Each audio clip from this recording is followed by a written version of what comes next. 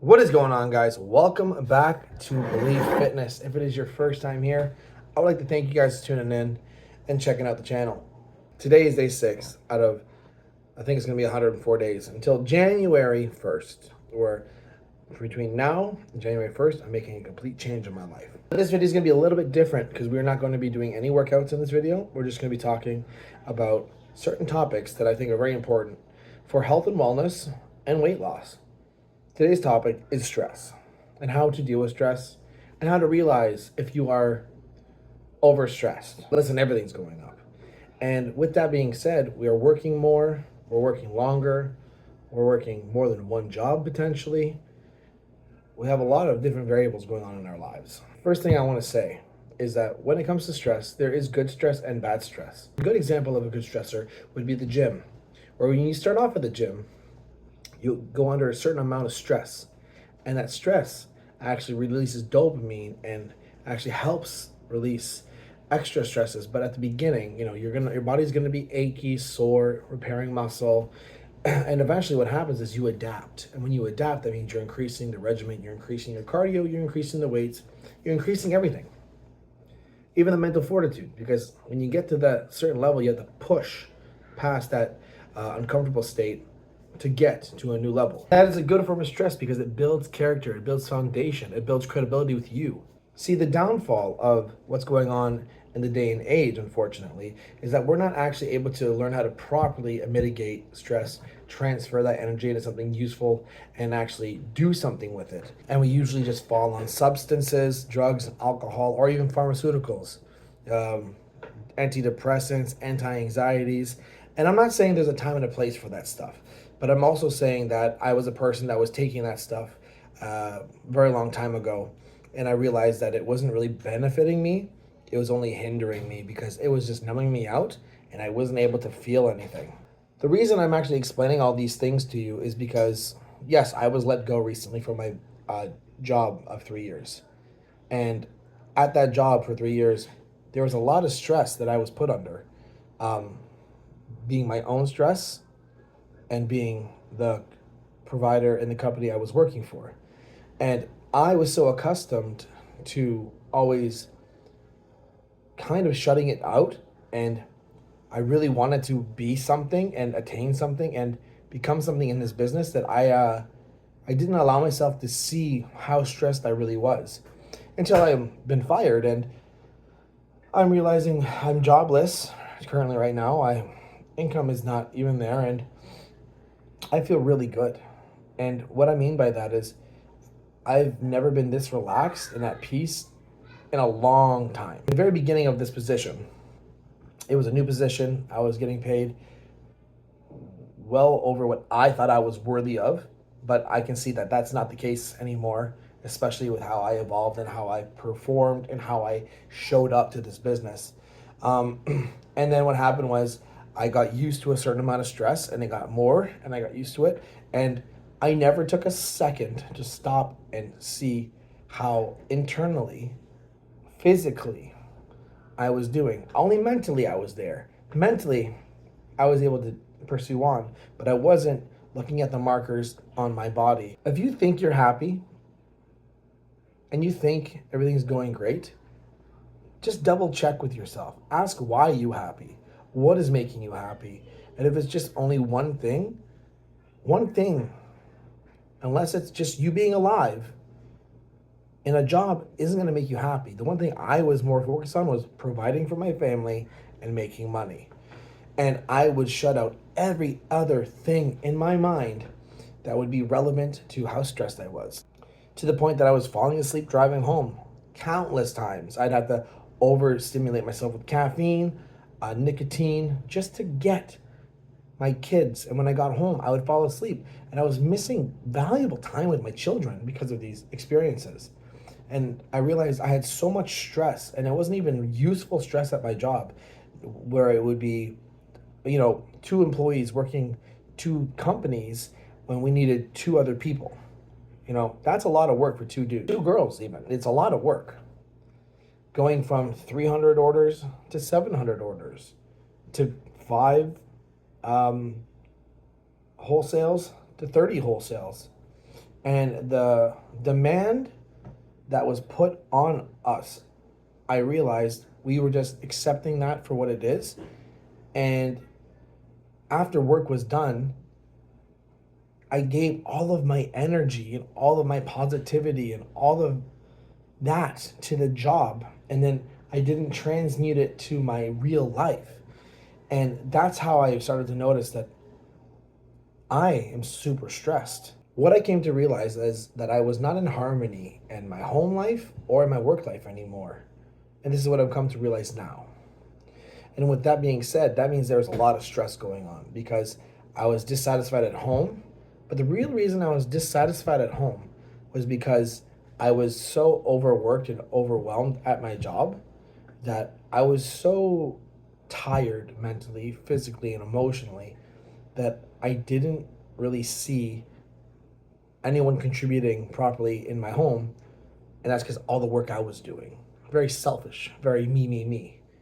And now seeing how much work goes on everywhere in my life, with how my wife does it, how my wife deals with the mornings, how the house is always maintained, and all the things that she does, even though she works too, she deals with the work differently. You know, she actually has a way to mitigate the stress, deal with the stress, um, proper time off to relax, proper time to reset. And we never had that where I was working.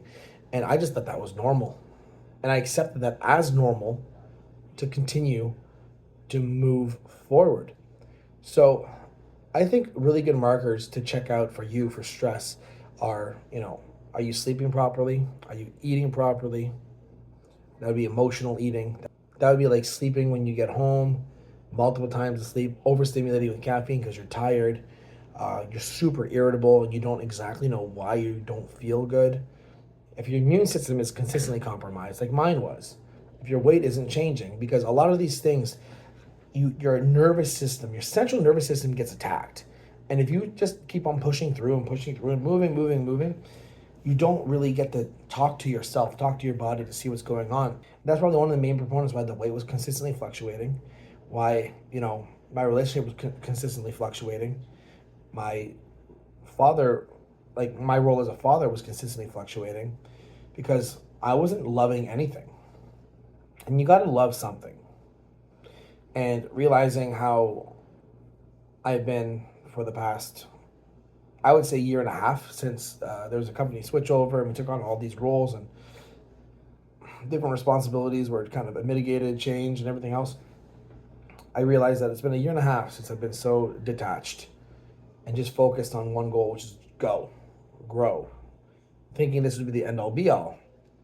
And I'll tell you right now, if you guys are out there and you're doing your own businesses and stuff, that's great. But if you're working for somebody else and you're not getting the proper respect and the proper acknowledgement and the proper pay, it's not worth your mental state. Either you can speak up or you can figure out another alternative because realistically, you deserve to be happy, you deserve to feel good, and you deserve to enjoy your life outside of your job.